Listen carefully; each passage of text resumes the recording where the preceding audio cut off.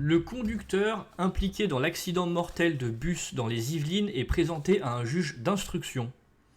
Après la fin de sa garde à vue ce dimanche matin, le conducteur de la voiture impliquée dans l'accident mortel survenu vendredi dernier à Mézières-sur-Seine, dans les Yvelines, a été présenté à un juge d'instruction et le parquet de Versailles a demandé son placement en détention provisoire.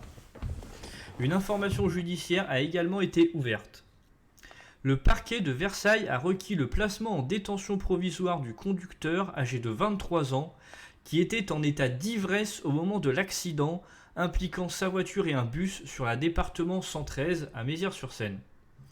Suite à l'accident qui a entraîné la mort de 2 personnes et de nombreux blessés, le parquet de Versailles a également ouvert une information judiciaire pour homicide involontaire et blessure involontaire.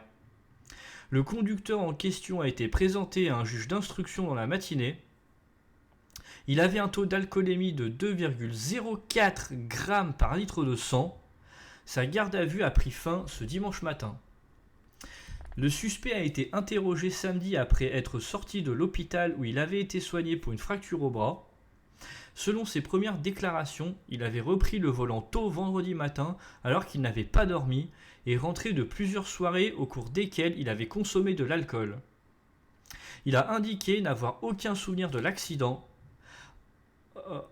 a ajouté le ministère public, envisageant l'hypothèse qu'il se soit peut-être endormi au volant. Selon les premiers éléments de l'enquête confiés au commissariat de Mantes-la-Jolie, la voiture, une Clio, arrivait en face du bus. Elle a franchi la ligne blanche et percuté l'avant droit du bus à contresens avant d'aller s'encastrer dans un poteau, avait détaillé la procureure de la République Maryvonne Calibotte. Le bus est sorti de sa voie avant de tomber en contrebas de la route.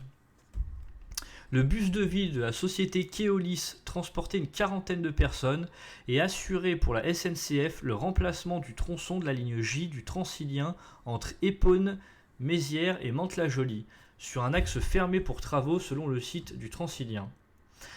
Un homme de 64 ans et une femme de 54 ans ont perdu la vie dans l'accident, 5 autres personnes ont été grièvement blessées et 33 passagers avaient été déclarés en urgence relative. Merci d'avoir suivi cette vidéo, n'hésitez pas à me dire en commentaire ce que vous en avez pensé, à partager, à liker, à commenter, à vous abonner, à regarder d'autres vidéos si le contenu vous plaît, et on se retrouve dans une autre vidéo.